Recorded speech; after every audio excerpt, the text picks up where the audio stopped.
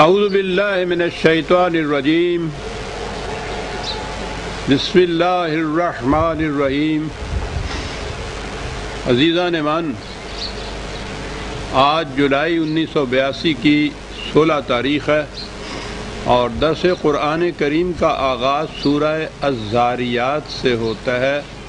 51 سورت کا نمبر ہے، اس کی پہلی آیت سے ہی، اور اس پہلی آیت کے پہلے لفظ کی بنا پر ہی سورت کا نام الذاریات رکھا گیا۔ دو لفظ کی 4 آیتیں ہیں۔ پہلے والذاریات ذروا فالحاملات وقرا فالجاریات یسرا فالمقسمات امرا۔ قرآن کا کیا انداز ہے! عرب حالانکہ زبان پہ اتنے نازاں تھے اور ان کی زبان کا تو مقابلہ دنیا کی کوئی زبان نہیں کر سکی، وہ بھی یہ متعین کرنے سے قاصر تھے کہ اس زبان کے، اس قرآن کے اسلوب کو کہا کیا جائے۔ یہ نثر بھی نہیں ہے، یہ شاعری بھی نہیں ہے، اور پھر یہ ہے کیا؟ اور یہی چیز تھی کہ جس کے لیے وہ کہتے تھے کہ معنوی لحاظ سے تو الگ رہا، اسلوب بیان کے اعتبار سے بھی یہ بے مثل کتاب ہے۔ دو لفظوں کی 4 آیتیں، چاروں گوشے کائنات کے اس میں سمٹ آئے ہیں۔ پہلے تو ان لفظوں کے معنی یوں ہی دیکھیے، پھر میں عرض کروں گا کہ عام طور پر اس سے مفہوم کیا لیا جاتا ہے، اور پھر یہ کہ میں سیاق اور سباق کے اعتبار سے مفہوم کیا لیتا ہوں۔ والذاریات ذروا، ذاریات غبار اڑانے والی، کسی چیز کو اڑا کے پھیلانا۔ فالحاملات وقرا، بوجھ کو اٹھانا۔ فالجاریات یسرا، سبق خرامی سے آہستہ آہستہ چلتے چلے جانا۔ فالمقسمات امرا، امر الہی کو تقسیم کرنے والی۔ یہ ہے 4 ٹکڑے۔ عام طور پر ان سے مراد لی جاتی ہے وہ ہوائیں جو غبار کو اٹھاتی ہیں، بادلوں کو کے مشکیزوں کو اپنے کندھوں پر لیے ادھر ادھر پھرتی ہیں،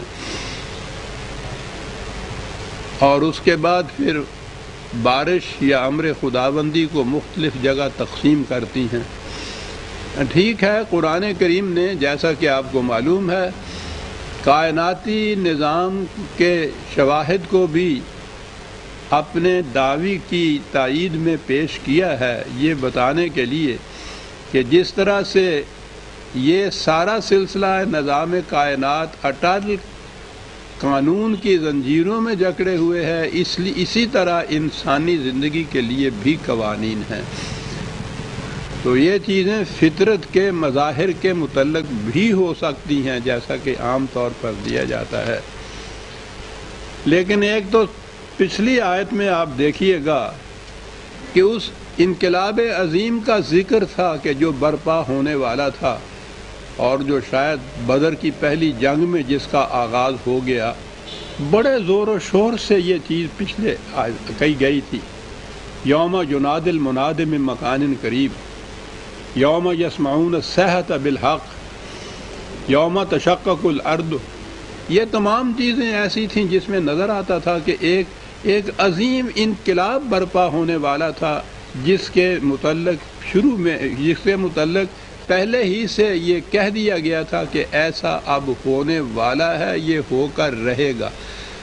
اور اصل چیز جو ہے تاریخ ہماری، نبی اکرم صلی اللہ علیہ وسلم کی بھی سیرت طیبہ، وہ اس دین کو متمکن کرنے کے راستے میں جس قدر کشمکش ہوئی، جس قدر انہوں نے صعوبات اٹھانی پڑی، جس قدر مشکلات کا سامنا ہوا، اور جس انداز سے ان پر حضور نے قابو پایا، فتح حاصل کی، غالب آئے، یہ تاریخ ساری وہ ہے۔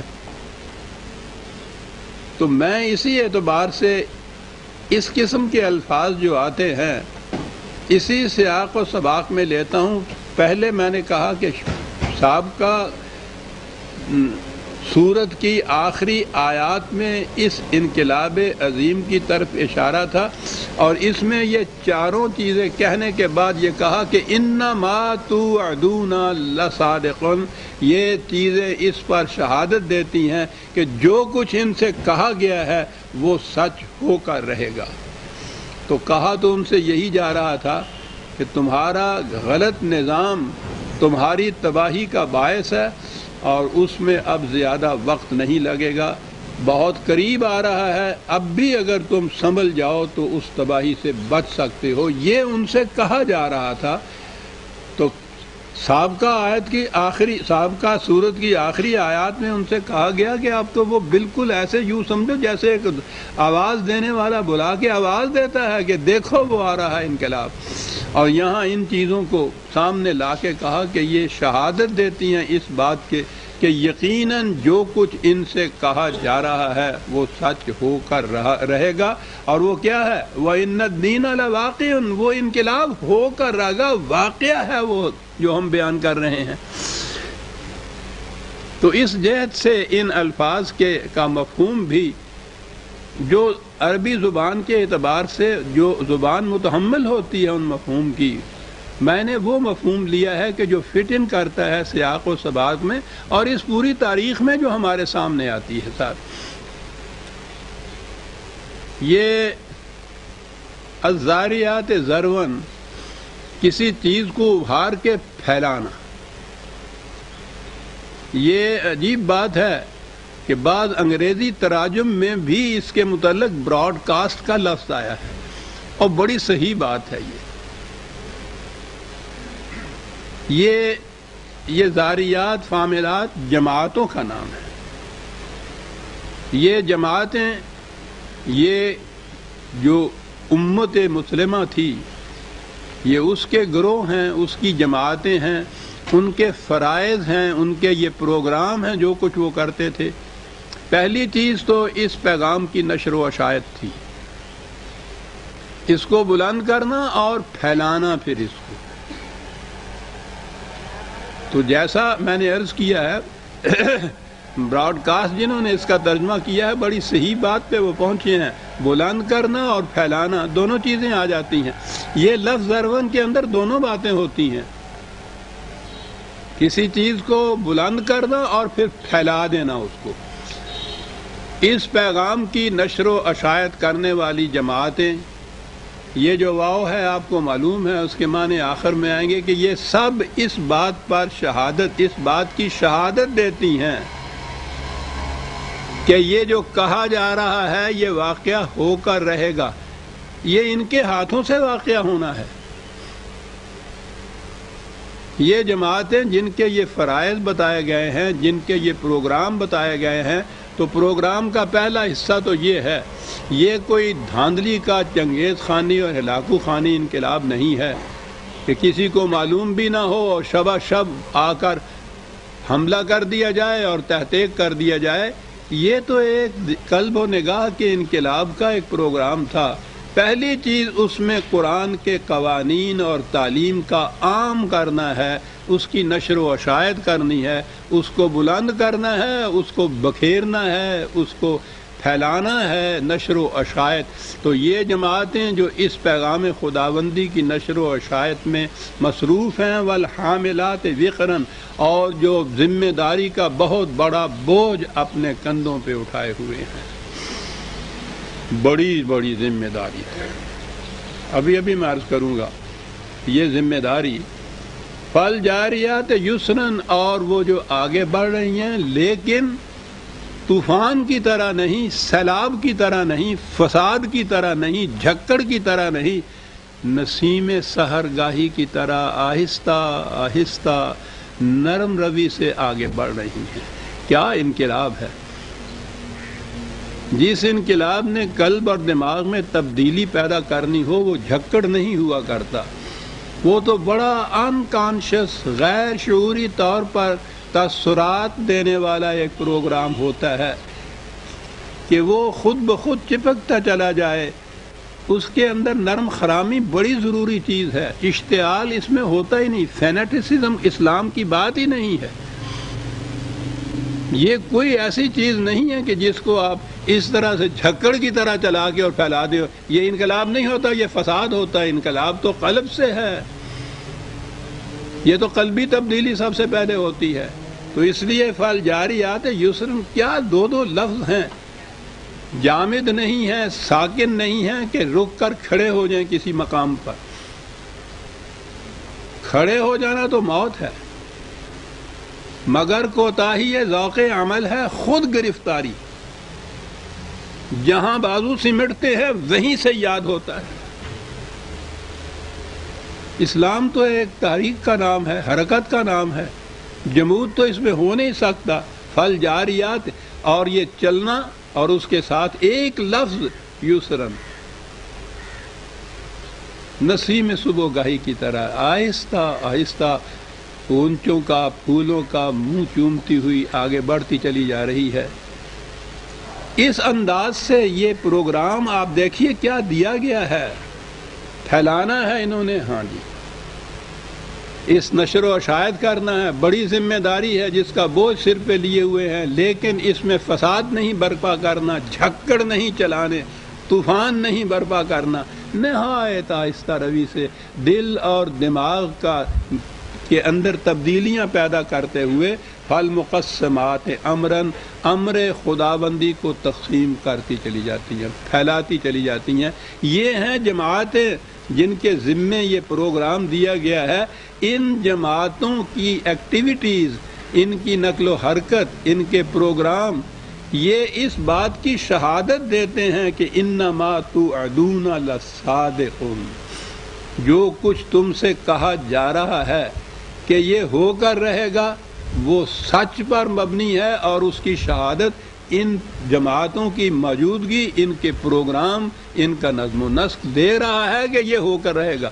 آپ نے غور فرمایا کس طرح سے پچھلی آیت کی پچھلی سورت کی آخری آیات اور آنے والی سورت، سیاق اور سباق اسی کو کہتے ہیں، کہ ان کے اندر رکھ کے آپ دیکھیں گے قرآن کریم ایک مربوط کتاب ہے، اس میں ربط ہے، اس میں آیتوں میں بھی ربط ہے، ان میں سورتوں میں بھی ربط ہے۔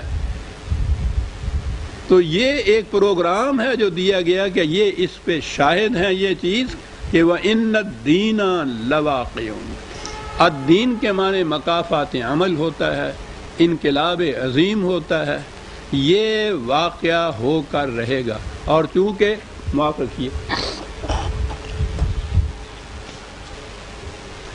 یہ واقعہ ہوتا ہے غلط نظام زندگی پر چلنے والی قوموں کے اپنے اعمال کا نتیجہ ہوتا ہے، اس لیے یہ مکافات عمل، الدین اس لیے مکافات عمل بھی ہے، اور مکافات عمل کی روح سے جو نتائج مرتب ہوتے ہیں اس کے لیے بھی یہی لفظ ہے، اس نظام کے لیے بھی یہی لفظ ہے جو خدا کے قوانین کے مطابق قائم ہوتا ہے، اس نظام کے نتائج جو ہیں وہ بھی الدین ہیں، وہ جو انقلاب برپا کرتا ہے وہ بھی الدین ہے، مکافات عمل بھی الدین ہے۔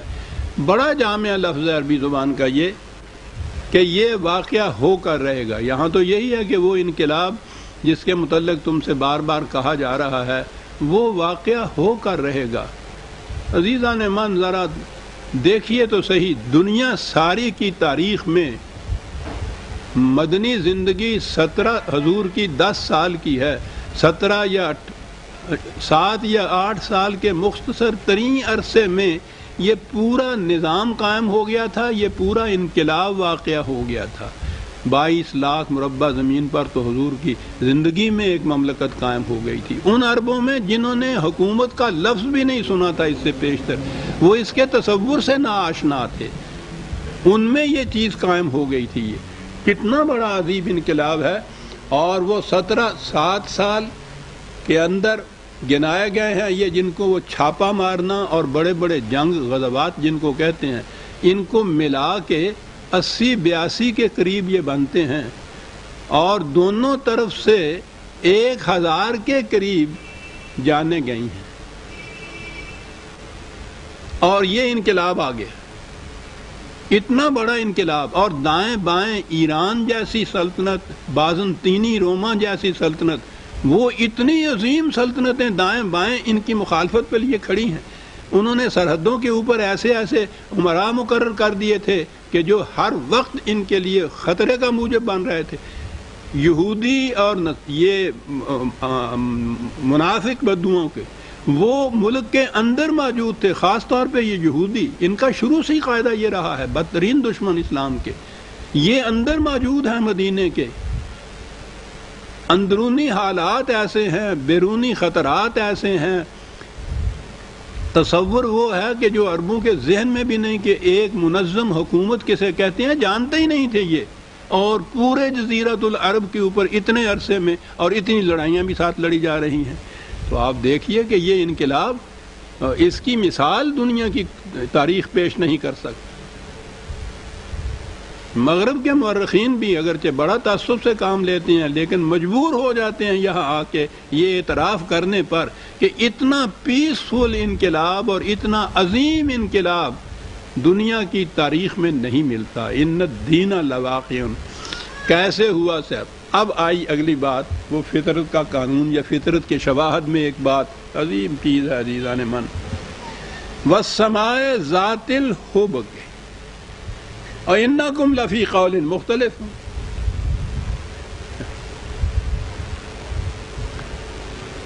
عام ترجموں سے بات نہیں سمجھ میں آئے گی، میں نے عرض کیا، بار بار یہ عرض کرتا ہوں. ایک تو اس عربی زبان کی جامعیت اور وسعت جو ہے اس کو سامنے رکھیے. یعنی ذہن باور ہی نہیں کر رہا. اور ہم تو ایک طرف جو مستشرقین جنہوں نے اس علم اللسان پہ اتنی تحقیق کی ہے وہ بھی انگشت بدندہ رہ جاتے ہیں جب عربی زبان کی وسعت پر غور کرتے ہیں کہ کیا زبان سے دنیا کی کوئی زبان اس کا مقابلہ ہی نہیں کر سکتی کنٹمپریری اس زمانے کی زبانوں میں بھی جب انہوں نے مقابلہ کر کے دیکھا ہے. پھر اس کے اندر الفاظ نہیں ہیں، کانسیپٹس ہیں، تصورات ہیں. یہ والسماء ذات الحبک. اب یہ حبک کیا ترجمہ اس کا کوئی کیا جائے گا؟ میں پھر عرض کروں عزیزان من، پتہ نہیں زندگی کب تک ساتھ دیتی ہے. قرآن کریم کو سمجھنا ہے تو قرآن کریم کے یہ جو الفاظ ہیں جن کو مفردات کہتے ہیں ان کے بنیادی معانی کو سمجھیے.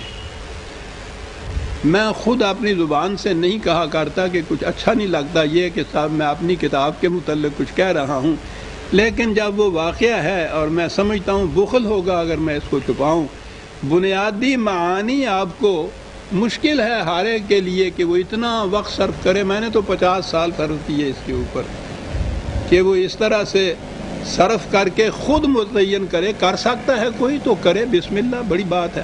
لیکن میں نے ان کے لیے یہ آسانی کر دی ہے پیدا.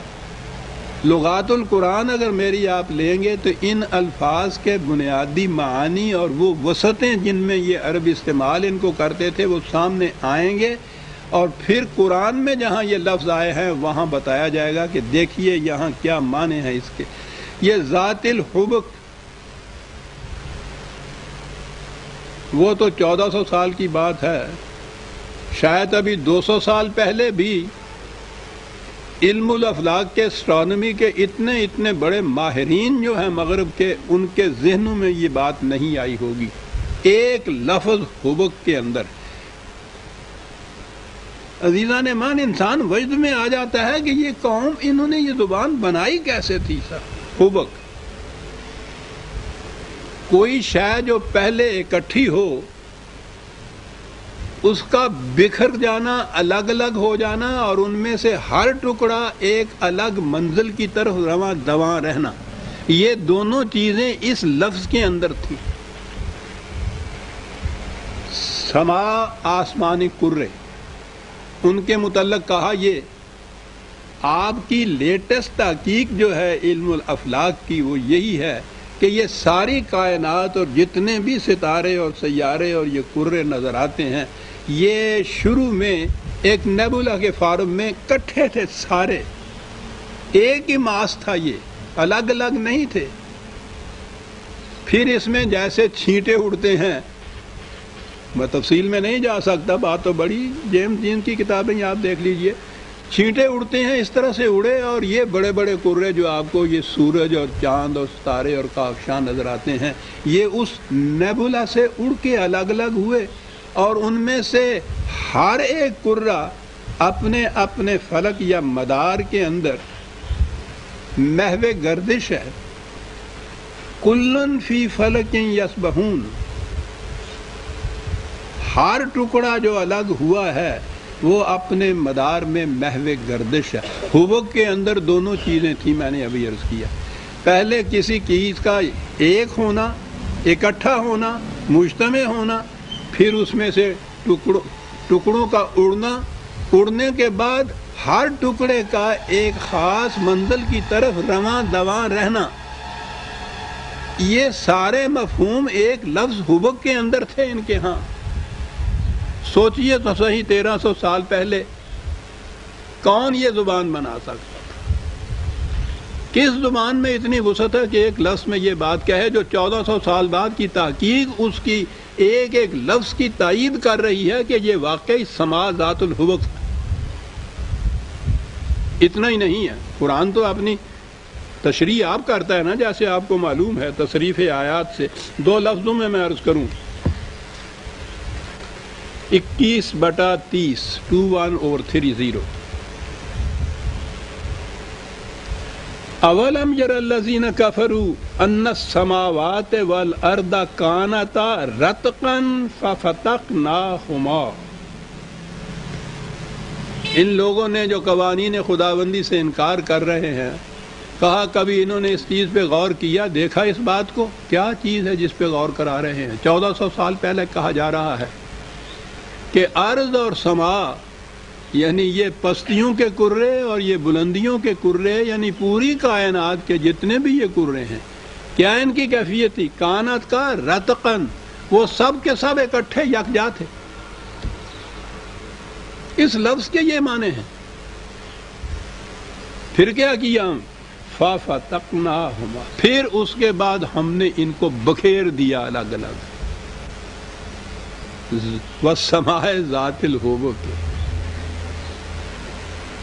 كَانَتَا رَتْقًا فَفَتَقْنَاهُمَا، اور پھر اگلی بات تو پوچھو نہیں، پھر بایولوجسٹ کے لیے جو زندگی سے متعلق علوم کی کے انکشافات کر رہے ہیں، وَجَعَلْنَا مِنَ الْمَاءِ كُلَّ شَيْءٍ حَيٍّ، یہ میٹر، یہ مادہ غیر جاندار، غیر ذی حیات، اسے پانی کے چھینٹے سے اس میں زندگی پیدا کر دی۔ یہ آخری نقطہ ہے ان سائنس کے انکشاف کا۔ وہ تو بہرحال بات آ گئی۔ میں عرض کر رہا تھا کہ قرآن نے ایک لفظ ذات الحبک کہا ہے، دوسری جگہ رتقن ففتقناہما کہہ کے اس کی تفسیر کر دی ہے کہ پہلے یہ ایک ہی حیولہ سا جامد، اور اس کے بعد یہ الگ الگ ہوئے، ان کے چھینٹے اڑے، اور قرآن میں یہ ہے کہ کلن فی فلک یسبحون، ہر ایک ان میں سے اپنے اپنے پلانٹ کے اپنے اپنے مدار کے اندر محو گردش ہے، سرگرداں ہے، اور ان سب کا رخ ایک منزل کی طرف ہے۔ اس میں کوئی اختلاف نہیں، کسی قسم کا کوئی انتشار نہیں، کسی قسم کا۔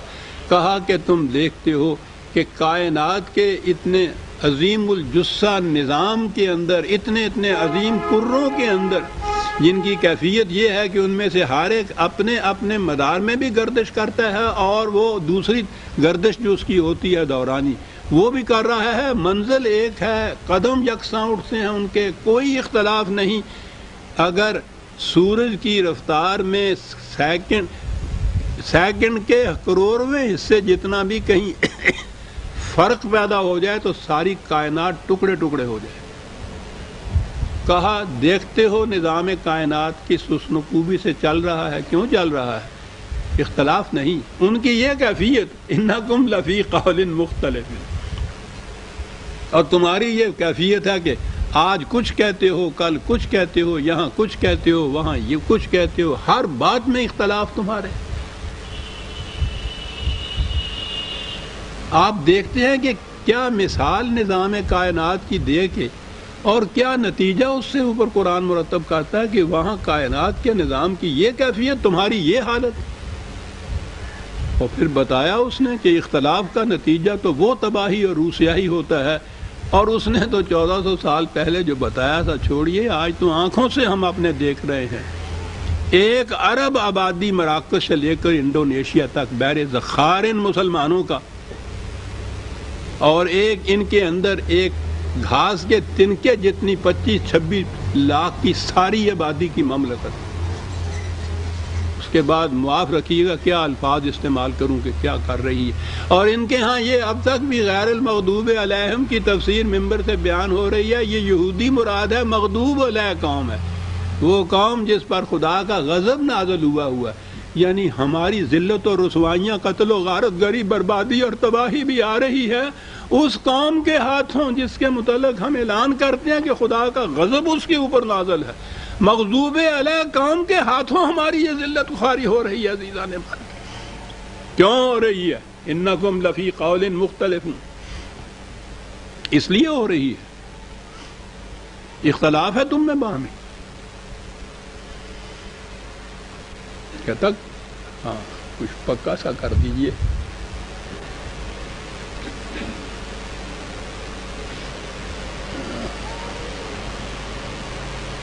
یہ ٹھیک، انکم لفی قول مختلف۔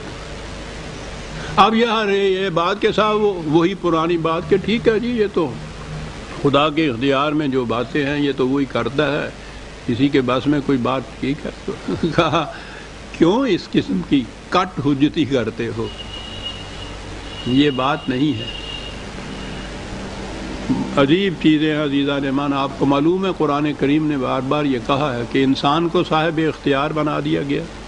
راستے انا ہدینہ النجدین، دونوں راستے اس کو دکھا دیے، روشنی دے دی باہر، اور اس سے کہہ دیا کہ اب تم جون سا راستہ جی چاہے چن، اور اسی بنا پہ غلط راستہ اگر چنتا ہے تو پھر اس کے جتنے عواقب ہوتے ہیں اس کی ذمہ داری بھی اسی پہ عائد ہوتی ہے کہ اس نے خود راستہ اپنے لیے یہ چنا تھا۔ خدا کی طرف سے کوئی جبر انسان پہ نہیں ہے۔ یوفق عنہ من افقا، کہا یہ چیز کہ وہ حق اور صداقت کا راستہ چھوڑ کے غلط راستہ جو اختیار کر لیتا ہے،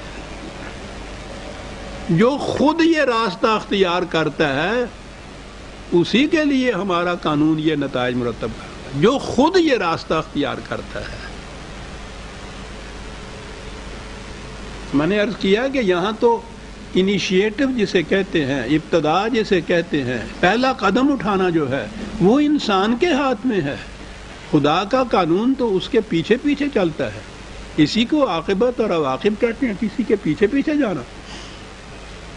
انسان صحیح راستے پہ چلتا ہے، خدا کے قانون کی خوشگواریاں اس کا ساتھ دیتی ہیں، غلط راستہ اختیار کرتا ہے، تباہیاں اور بربادیاں اس کا ساتھ دے رہی ہوتی ہیں۔ جون سا راستہ اختیار کرے گا اسی قسم کی منزل کے اوپر پہنچے گا اس کا۔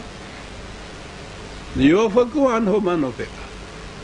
دوسری جگہ کئی مقامات پر یہ قرآن نے کہا ہے کہ تم جب یہ کرو گے تو اس کا نتیجہ یہ ہوگا۔ دوسری جگہ ہے فلما ازاغوا ازاغ اللہ قلوبہم، یہ ریفرنس بھی لکھ لیجئے 61/5، کہ یہ لوگ، یہ قوم، کہ ان بنی اسرائیل کے ہی متعلق تھا وہاں یہ، کہ جب خود یہ انہوں نے اپنے لیے غلط راہ اختیار کی تو پھر غلط راہوں کے اختیار کرنے کے نتائج تو ان کو بھگتنے پڑے۔ اللہ کی طرف سے تو اتنا ہی ہوتا ہے کہ جو روش کو یہ اختیار کرتا ہے اس کے نتائج اس کے قانون کے مطابق مرتب ہوتے ہیں۔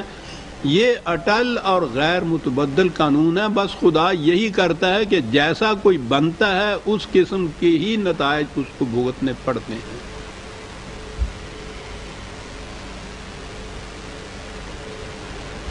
تو یہ لوگ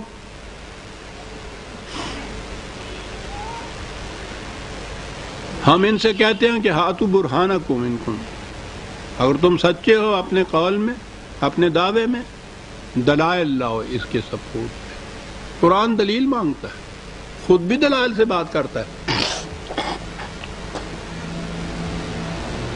لیکن ان کی کیفیت یہ ہے کہ یہ جھگڑتے رہتے ہیں. آپ دیکھتے ہیں یہ آج بھی ہمارے ہاں جتنے یہ اب تو نہیں ہوتے وہ مذہبی مناظرے جو ہوتے ہیں، مناظروں کی اب شکلیں بدل گئی ہیں. مناظرے تو اب بھی ہوتے ہیں، یہ اخبارات اتنی تعداد میں نکلتے ہیں کہ سب مناظروں کے اکھاڑے ہیں. آج اس کی طرف سے یہ نکل رہا ہے، کل اس کی طرف سے مخالفت ہو رہی ہے، پھر اس کا جواب دیا جا رہا ہے. جھگڑے کہتا قرآن کے ماننے والی قوم اور اس کے اندر جھگڑا.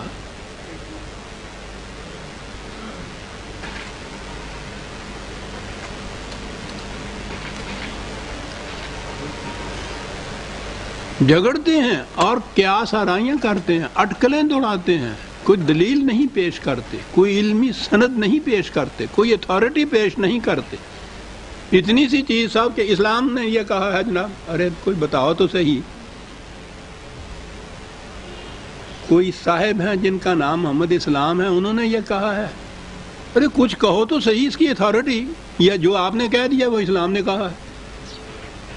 اسلام اس کو ناجائز کہتا ہے، اسلام اس کو جائز کہتا ہے، اسلام یہ کہتا ہے، اسلام وہ کہتا ہے، کہتے چلے جا رہے ہیں. کوئی سند نہیں، کوئی اتھارٹی نہیں. یہ ہے اٹکلیں دوڑانا. الذین ہم فی غمرۃ ساہون، یہ وہ لوگ ہیں جو جہالت کی بنا پر اصل مقصد سے بے خبر رہتے ہیں. یہ پھر زبان کی بات آ جائے گی. عجیب لفظ ہے یہ ساہون، صاحب جس کو کہتے ہیں. عربی زبان میں یہ جو حروف ہوتے ہیں یہ بھی بڑا اثر پیدا کرتے ہیں معانی میں. اور فی کے ساتھ اگر یہ ہو تو اس کے معنی ہوتا ہے کسی چیز کا علم نہ ہونا اور پھر اس کو ترک کر دینا. اور اگر عن اس کے ساتھ آتا ہے تو اس کے معنی ہوتے ہیں کہ علم ہوتے ہوئے اس کے مقصد کو چھوڑ دینا. اس لیے قرآن نے جو ہم عن صلاتہم ساہون کہا ہے نا، جب سورت 107 میں معون میں یکذب بالدین، تو وہ عن کے معنی کہا ہے کہ یہ جانتے بوجھتے کہ صلاۃ کا مفہوم و مقصود کچھ اور ہے، اس کے نتائج کچھ اور نکلنے چاہیے، اس کے باوجود ان مقصد کو چھوڑ کے اور ہم جو راہوں نہ ہو یکتمون، یہی جو مری اور محسوس حرکتیں ہیں ان کا نام صلاۃ رکھ لیا ہے، وہ وہاں عن آیا ہے. بات دوسری طرف چلی گئی. یہ لوگ اپنے آپ کو جہالت میں رکھ کر اور اصل حقیقت سے بے خبر رہتے ہیں. بات ان سے کی جاتی ہے کہ تمہارا جس راستے پہ تم چل رہے ہو اس کا نتیجہ تباہی ہے، کنواں ہے آگے، اس میں گر جاؤ گے، تباہی آئے گی. بجائے اس کے پہ کھڑے ہو کے اس پہ غور کر لیں، تم سے اس کے متعلق پوچھ لیں کہ کیا کیا بات غلط ہے جو ہم کر رہے ہیں، کیوں غلط ہے وہ، کیوں نتیجہ نکلے گا. نہیں، یہ بات نہیں. یسألون ایان یوم الدین، کہتے یہ ہیں کہ بار بار تم کہتے جاتے ہو کہ ایک دن تم نے تباہ ہو جانا ہے، وہ انقلاب آنا. پوچھتے کہتے یہ ہیں کہ صاحب وہ کس دن ہوگا، یعنی وہ یہ باقی تفاصیل اس کے متعلق کچھ نہیں. یہ بتاؤ کہ کس دن ہوگا وہ جس دن تم کہہ رہے ہو. آیا تو ہے نہیں ابھی تک وہ انقلاب، کب واقعہ ہوگا. کہتا ہے وہ جو آئے گا تو وہ 29 کا چاند نہیں ہے جس کی خوشی تمہیں ہوگی. جب وہ انقلاب آئے گا، تباہیاں جب آیا کرتی ہیں، یوم ہم علی النار یفتنون، قرآن کی اصطلاح ہے یہ نار، جس کو جہنم کے شعلے یا آگ کہا جاتا ہے. سب سے زیادہ تباہی لانے والی چیز کیونکہ نار اور آگ ہی ہے، اور جنگ کے لیے یہ لفظ استعمال ہوتا ہے عربی زبان میں. اس لیے ان تباہیوں کے اندر جو بھنتا ہے انسان، جگر سوختہ جسے ہم کہتے ہیں، ان معنوں میں آتا ہے یہ کہ اس دن تو یہ کیفیت ہوگی اور تم اس کے لیے جلدی مچا رہے ہو کہ وہ آتا کیوں نہیں ہے، کب آئے گا جلدی بتاؤ. جس دن آئے گا تو اس دن کہا جائے گا ذوقوا فتنتکم. کیا بات ہے، یہاں وہاں یفتنون تھا، وہاں بھی لفظ فتنہ ہے. کہا جائے گا کہ لو اب وہ جو تم نے خود اپنے لیے آگ بھڑکائی تھی اس کا مزہ چکھو. فتنتکم، تمہارا اپنا برپا کیا ہوا فتنہ. فتنہ بھٹی کو کہتے ہیں. آگ بھڑکائی ہو، اب اس کا مزہ چکھو. اور اس وقت کہا جائے گا ھذا الذی کنتم بہ تستعجلون، یہ ہے وہ انقلاب کا دن جس کے لیے تم بڑی جلدی مچایا کرتے تھے کہ آتا کیوں نہیں ہے، لاتے کیوں نہیں ہوں. دیکھ لیا تم نے جب یہ آیا، پھر اتنی خوشگواریوں کا پیغام لایا تمہارے واسطے. یہی کہتے تھے کہ نہ مانگو اس کے لیے دعائیں، نہ مچاؤ جلدی اس کے لیے. تمہارا اپنا فتنہ، تمہاری وہ تعذیب اپنے ہاتھوں سے آپ ہی خودکشی کرے گی، جو کہا قرآن اقبال نے فتنتکم ھذا الذی کنتم بہ تستعجلون. یہ ہے جس کے لیے جلدی مچایا کرتے تھے. ان المتقین فی جنات وعیون، اور اس کے مقابلے میں یہ دوسری جماعتیں جو اس حق کا نظام لے کر اٹھی ہیں، اتنی مصیبتیں مشقتیں برداشت کر رہی ہیں، انجام کار جب وہ صحیح نظام قائم ہوگا تو وہ پھر ان کے ہاں اصطلاحات تھیں گھنے سائے والے باغ، صاف ستھرا شیریں پانی، اس کے چشمے. عرب کی سرزمین میں آپ آج بھی جائیے تو پتہ چلتا ہے کہ واقعی یہ چیزیں ان کو کہنے کی تھی. ان چیزوں سے وہ سمجھ سکتے تھے کہ کیا بات ملے گی.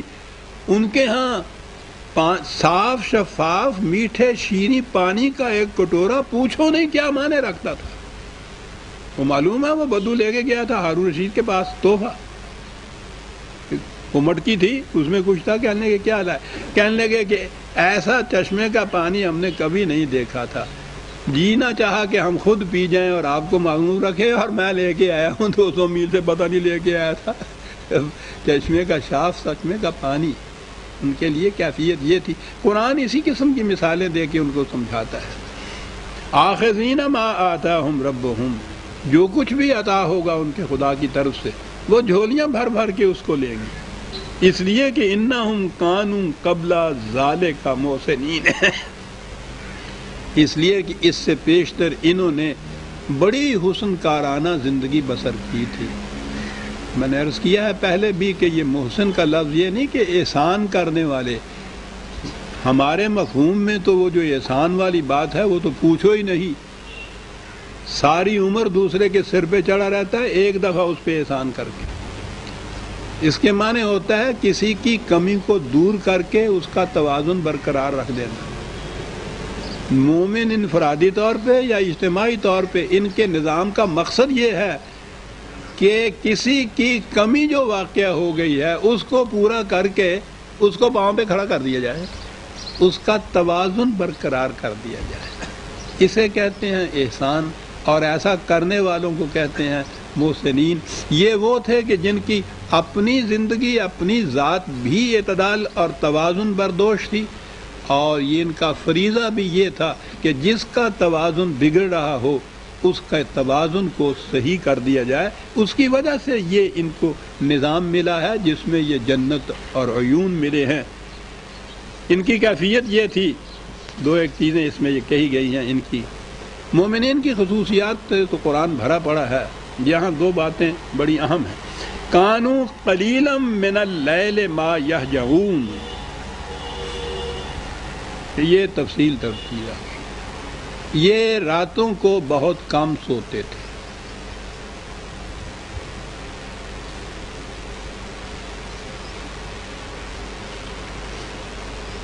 شب بیدار متقی پرہیزگار تو اب بھی ہمارے ذہن میں ہے نا. اب وہ راتوں کو جو نہیں سوتے وہ کیا کرتے ہیں؟ ایک لفظ ہمارے ہاں عبادت کرتے ہیں. عبادت کی تفصیل، نماز تو پڑھ چکے ہیں عشاء کی، باقی ساری رات نفل پڑھتے رہتے ہیں یا تسبیح پھیرتے رہتے ہیں. راتوں کو اس لیے جاگتے ہیں یہ یہاں نہیں کہا، یہ بڑی اہم چیز ہے جو کہی گئی ہے نبی اکرم صلی اللہ علیہ وسلم کے متعلق سورہ مزمل میں جس کا اہم ترجمہ آپ کو کملی والے کر کے بتایا جاتا ہے، یہ بات ہی کچھ اور ہے صاحب۔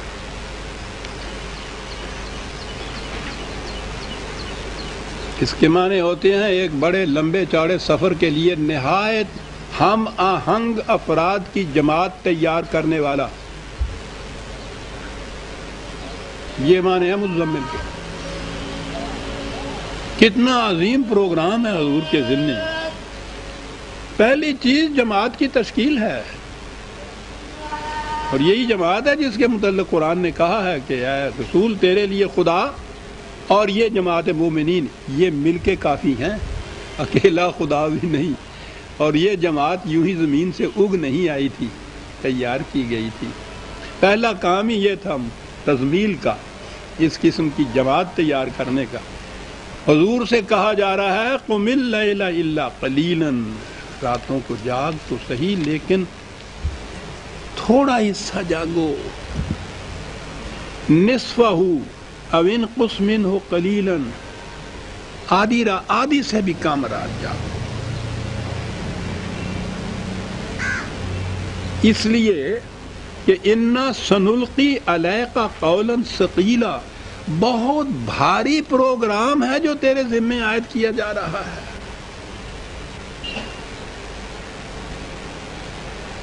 بہت بڑا پروگرام ہے۔ انا لک فی النہار سبحا طویلا،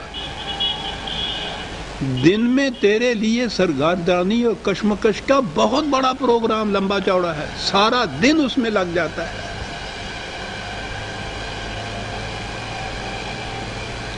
یہ اکیلے ہی حضور نہیں ہے، یہ ہے جی 73/73 سے 7 آیات تک، اور اسی کی 20 آیات میں بھی ہے وَطَائِفَةٌ مِّنَ الَّذِينَ مَعَكَ، اکیلے ہی نہیں، ساتھ تمہاری جماعت کے لوگ بھی ہیں، وہ بھی اسی طرح سے جاگتے ہیں۔ ان کے متعلق بھی کہا کہ ان میں کمزور بھی ہیں، کچھ بیمار بھی ہیں، کاروبار کرنے والے لوگ بھی ہیں، تو یہ اتنا زیادہ بوجھ اپنے اوپر نہ لادو تم۔ حضور سے کہا، جماعت مومنین سے کہا کہ تم نے تو دن میں کتنا لمبا چوڑا پروگرام ہوتا ہے تمہارے سامنے، 1 منٹ کی فرصت نہیں ملتی اس کے اندر۔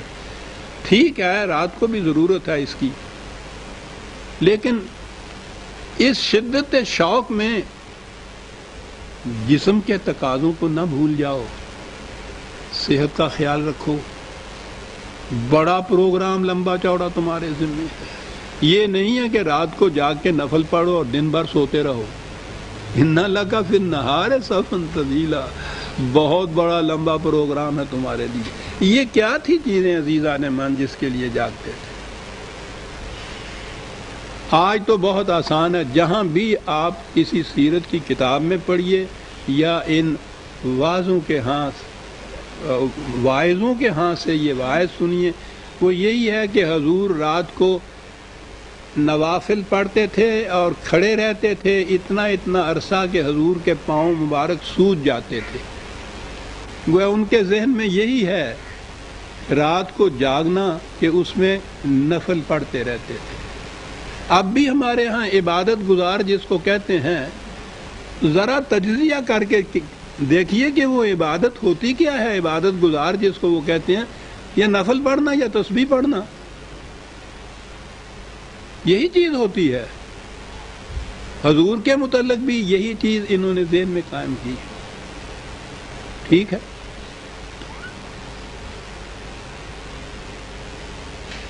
مذہب میں اس سے زیادہ کوئی تصور آ ہی نہیں سکتا۔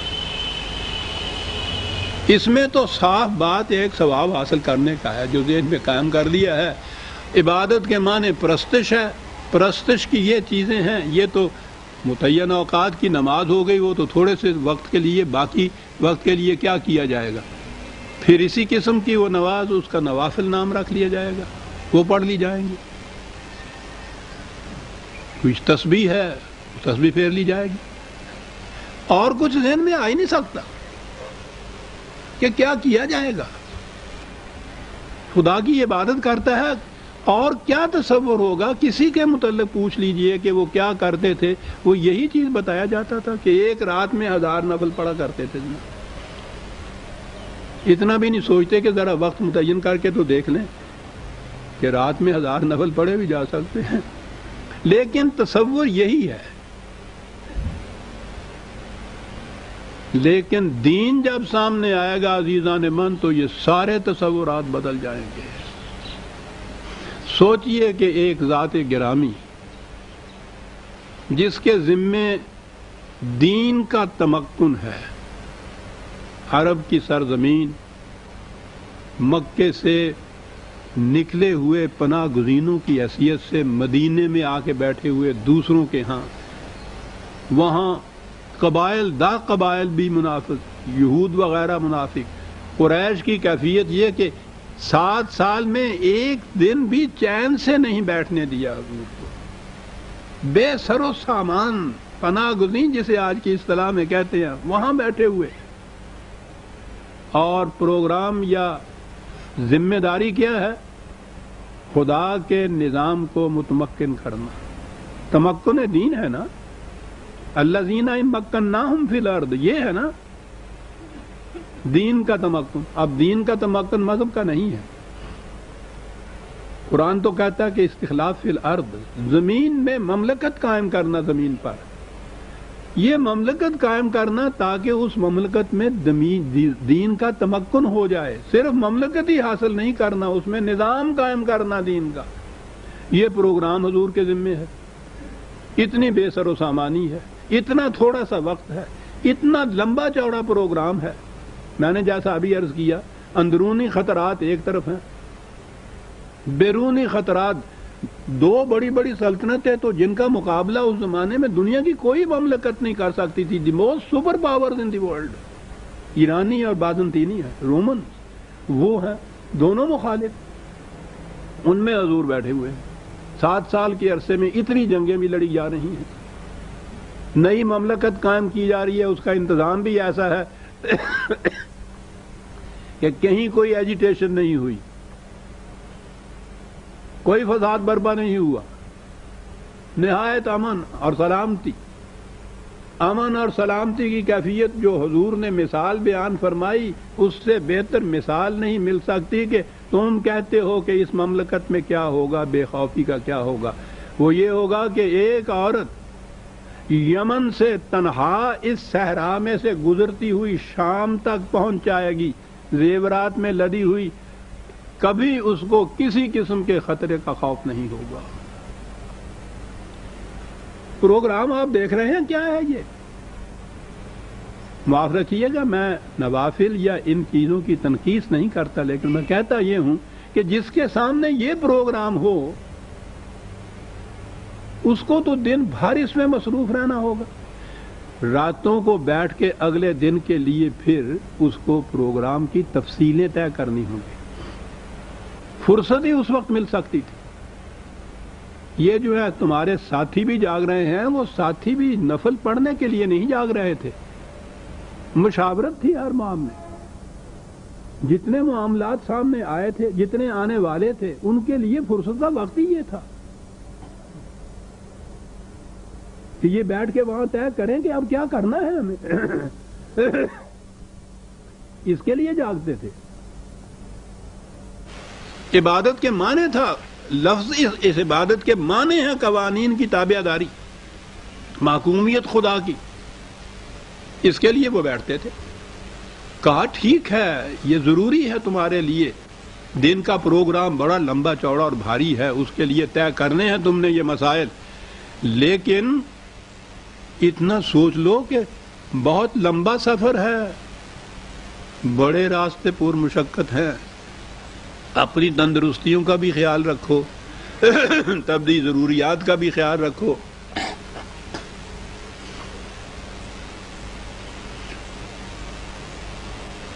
پھر بات دوسری طرف چلی جائے گی. یہ جو آپ کے ہاں رمضان شریف میں اعتکاف میں بیٹھ جاتے ہیں, جب پہلے تو رمضان میں ہی بہرحال عام طور پر کام کرنے کے لیے سخت کم ہو جاتی ہے، مشقت طلب چیز ہے۔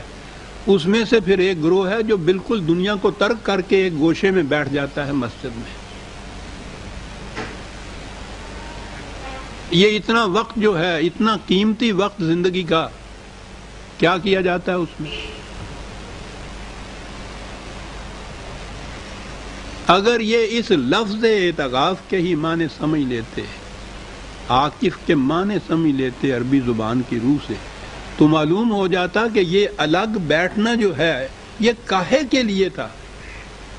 یہ بھی جو حضور راتوں کو بیٹھ جاگتے تھے اور صحابہ ساتھ ہوتے تھے، یہ بھی اعتکاف تھا۔ کاہے کے لیے؟ اعتکاف کے معنی ہوتا ہے الجھے ہوئے معاملات کو سنوارنا۔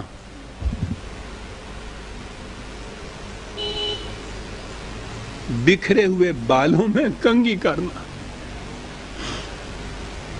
منتشر موتیوں کو ایک لڑی میں پرو دینا، یہ ہے اعتکاف کے معنی۔ تو الجھے ہوئے معاملات کو سنوارنے کے لیے دن میں تو عملی پروگرام تھا، پتہ نہیں کیا کچھ کرنا پڑتا تھا، تو راتوں کو بیٹھ کے سوچنا پڑتا تھا، سلجھانا پڑتا تھا الجھے ہوئے معاملات کو۔ وار بیسس کے اوپر جو قومیں کام کرتی ہیں جنگ کے زمانے میں، دیکھو ان کے ہاں دن اور رات کیا پروگرام ان کے ہاں ہوتا ہے۔ یہ پوری کی پوری زندگی وار بیسس کے اوپر چلی جا رہی تھی۔ مومن کی تو ساری زندگی وار بیسس کے اوپر ہوتی، ساری دنیا کے خلاف اعلان جنگ۔ تو وہ اپنے اتنے قیمتی وقت کو جو اس پروگرام کی تکمیل کے میں صرف ہونا چاہیے، آپ سمجھتے ہیں کہ یہ چیز جو ہے کہ وہ صرف نفل پڑھ کے یا مسجد کے ایک گوشے میں بیٹھ کر اس کا نام رکھ لیتے ہوں گے کہ یہ خدا کا پروگرام ہے؟ انہوں نے تو بہت بڑا پروگرام، دین یہ تھا۔ بڑی آسانی سے سازش ہوئی، یوں ذرا سا سوئچ یوں کیا انہوں نے اور دین کو مذہب میں بدل دیا۔ اب ہر بات کا نتیجہ ثواب حاصل کرنا ہو گیا، جس کے متعلق کوئی نہیں بتا سکتا کہ وہ کیا ہوتا ہے۔ یہ سارا کچھ عبادت کے معنی پرستش ہو گیا۔ پرستش کی شکل جو ہے وہ نماز کے بعد نوافل ہو گئی، تسبیح پھیرنی ہو گئی۔ صاحب جتنا کوئی زیادہ اس میں وقت دیتا جائے، دنیا کے معاملات کو ترک کرتا چلا جائے، دنیا کے معاملات سے مذہب کو واسطہ ہی نہیں ہوتا۔ وہ تو سیکولرزم یا مٹیریلزم ہو جاتی ہے جو کہے کہ دنیاوی معاملات بھی ہوتے ہیں۔ صاحب اس تصور کے ماتحت جب قرآن میں یہ آتا ہے نا کہ وہ راتوں کو بہت تھوڑا سوتے تھے، تو مذہب کے تصور کے ماتحت پھر یہ ہوتا ہے کہ ہاں صاحب ہزار ہزار نفل پڑھتے ہوں گے وہ۔ دین کے تصور کے ماتحت تو پھر سمجھ میں بات آتی کہ دن بھر کے پروگرام کے لیے رات کو بیٹھ کے چاک آؤٹ کرتے تھے، پروگرام مشورے کرتے تھے، معاملات کو طے کرتے تھے، جتنی الجھنیں ہوتی تھیں ان کو صاف کرتے تھے۔ یہ تھا رات کا پروگرام۔ یہ سب کچھ کرنے کے بعد وَبِالْأَسْحَارِ هُمْ يَسْتَغْفِرُونَ۔ اب مذہب کے دنیا کے اندر آ جائیے۔ رات کو تو وہ جاگتے تھے، نفل پڑھتے تھے، اور صبح کے وقت استغفار کی تسبیح کرتے تھے، استغفر اللہ ربی من کل ذنب واتوب الیہ، یعنی رات ساری یہ کچھ کرتے تھے۔ بِالْأَسْحَارِ هُمْ يَسْتَغْفِرُونَ۔ راتوں کو باہمی مشاورت سے طے کرتے تھے کہ کل پروگرام کیا ہے، کیسے کرنا ہے۔ اسحار سحر کے معنی ہوتا ہے کسی کام کا آغاز یا ابتدا۔ اس پروگرام کی ابتدا کے لیے یستغفرون کے معنی ہوتا ہے حفاظت کے سامان جو ہیں ان کے لیے طے کرنا کیا کیا چاہیے۔ پروگرام کی ابتدا کرنے سے پیشتر وہ سوچتے تھے کہ ہاں بھائی یہ کچھ تو ہم نے کرنا ہے خود، لیکن یہ بھی دیکھ لو کہ جو خطرات آنے ہیں ان سے حفاظت کے لیے کیا کرنا ہے۔ صبح اٹھ کے ابتدائے پروگرام سے پہلے وہ سامان حفاظت کی طرف توجہ دیتے تھے۔ یہ جو پھر استغفر اللہ کی تسمیہ پھیرنے کے اندر آ گیا، مذہب یہ سکھانے لگے بالاسحار ہم یستغفرون۔ اور پھر اتنی سی بات ہی نہیں ہے کہ وہ تارک دنیا تھے۔ وفی اموالہم حق للسائل والمحروم، کمائی کرتے تھے، محنت کرتے تھے، کماتے تھے، کما کے بینکوں میں روپیہ جمع نہیں کرتے تھے کہ 2.5% دے دیں گے تو معاملہ صاف ہو جائے گا۔ ان کے مال میں ہر اس شخص کے لیے جس کی ضروریات میں کمی رہ جائے یا معذور ہو جائے جو خود کچھ کمانے سے، ان کے مال میں ان کا حق ہوتا تھا، خیرات نہیں۔ خیرات تو ذلیل کر دیتی ہے انسان کو، دینے والے کے دل میں تکبر پیدا کر دیتی ہے، لینے والا جو ہے اس کے دل کے اندر تذلیل کا جذبہ پیدا کر دیتی ہے۔ حق معلوم ایز آف رائٹ وہ ان سے لے سکتے تھے، یہ کیفیت تھی۔ یہ تھے وہ جو جنت کے باغات میں گئے تھے۔ عزیزان من، آگے بھی اور خصوصیات آئی ہوئی ہیں، لیکن چونکہ وقت ہو گیا ہے اس لیے میں یہیں تک رہتا ہوں۔ آیت 19 تک ہم آ گئے سورہ الذاریات کی، اور اعلان ہے بڑا اہم۔ آپ کو معلوم ہے یہ جو عید مبارک آنے والی ہے، یہ کیا ہے؟ چھوٹی عید، سیویوں کی عید، اور وہ بھی آپ جن کو مل سکیں میٹھی عید۔ یہ ہے کیا؟ یہ ایک ہی تہوار ہے جس کے منانے کا حکم خدا نے دیا ہے، اور یہ ہے نزول قرآن کا جشن۔ قرآن کے نزول کی ابتدا اس مہینے رمضان میں ہوئی تھی، تو یہ اس کے لیے تیاریوں کا مہینہ تھا، اور اس کے آخر میں جشن نزول قرآن، یہ ہے عید جسے آپ کہتے ہیں۔ عید کے تو معنی ہی ہیں بار بار آنے والی چیز جو ہر سال آ جاتی ہے، عید کا لفظ ہی نہیں اس کے لیے، یہ جشن ہے۔ ایک ہی تہوار ہے جس کا حکم خدا نے دیا ہے کہ مناؤ، اس کو بڑی خوشیوں سے مناؤ، قرآن جیسی چیز تمہیں مل گئی ہے، کیا انتظار کرتے ہو جشن منانے کے لیے کسی اور بات کا؟ اس سے بڑا جشن کیا اور ہو سکتا ہے صاحب؟ یہ تھی عزیزان من دین میں عید۔ بہرحال ہم بھی تو اسی معاشرے کے افراد ہیں، ہم کم از کم اس تقریب پر میں ایک خصوصی درس پیش کیا کرتا چلا آ رہا ہوں، جس میں قرآن کریم کی عظمت، قرآن کریم کی عزیز، اس کے متعلق ویسے تو ہر درس ہی ہمارا قرآن کا ہوتا ہے، اس میں خصوصیت سے ہوتا تھا۔ اس دفعہ وہ 23 کو اگلا جمعہ آ رہا ہے، اور درس ہم جمعے کو ہی دے سکتے ہیں، اور وہ عید سے ساتھ ہی ہے۔ وہ غالباً عید تو اس دن نہیں، لیکن بہرحال ٹرو تو ہے ہی ہے نا، عید کی چھٹیاں ساتھ ہوتی ہیں، تو اس لیے وہ درس جو ہے وہ تو نہیں ہوگا۔ 23 کا درس جو ہے اس میں ہم بھی ناغہ کریں گے، یا کہہ لیجیے چھٹی کریں گے، تو اس کے بعد کا درس تو 30 جولائی کو ہی ہو سکتا ہے نا، تو کوئی بات نہیں، اس میں بات تو اس جشن کی، اس تقریب کی یاد میں قرآن کے متعلق کچھ کہنا ہے۔ تو 30 جولائی کا جو درس ہوگا اسی 8 بجے، وہ خصوصی درس میرا ہوگا۔ اس کے لیے یہ کارڈ چھپوا دیے گئے ہیں۔ آج کل اہمیت اختیار کر گیا ہے ایک مسئلہ کہ اسلام میں یا دین میں سائنس کی کیا اہمیت ہے۔ میں نے عنوان ہی اس دفعہ رکھا ہے قرآن اور سائنس، جس کے نہ ہونے سے آج آپ کے ہاں 90 کروڑ آبادی جو ہے اس طرح سے پس رہی ہے کہ سائنٹیفک نالج اینڈ ٹیکنالوجی آپ کے پاس نہیں ہے۔ تو میں نے موضوع یہ رکھا ہے قرآن اور سائنس۔ 30 جولائی جمعۃ المبارک کے دن یہی صبح 8 بجے اسی مقام پر، اب یہ کارڈ چھپوا دیے ہیں احباب نے، یہ اپنے ساتھ آج لے جائیے، کیونکہ 23 کو تو آپ تشریف نہیں لائیں گے۔ یہ کارڈ جو ہے وہ 30 کے قریب بانٹیے گا اپنے دوستوں میں، کیونکہ بہت قبل از وقت بانٹنے سے یاد نہیں رہتی، تو 30 کے قریب اپنے حلقے میں جو اس سے دلچسپی رکھتے ہوں یہ کارڈ بانٹ دیجیے گا، اور بتا دیجیے گا کہ یہ ہے اہم موضوع جس پر یہ خصوصی درس ہوگا 30 جولائی 1982 صبح 8 بجے اسی مقام پر، جشن نزول قرآن۔ اور چونکہ اس کے بعد اگلی عید کے قریب ہم جمع نہیں ہوں گے، میری طرف سے آپ تمام احباب اور آپ کے اہل و عیال کو عید مبارک کی خوشی ہو۔ شکریہ تعالی۔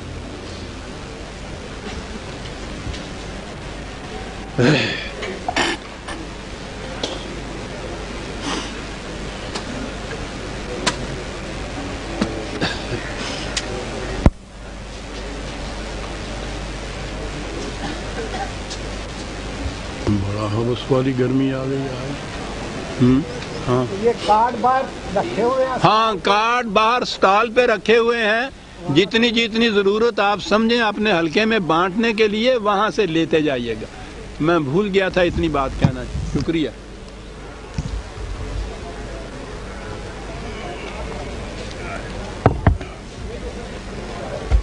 یہ اٹھا دیجیے.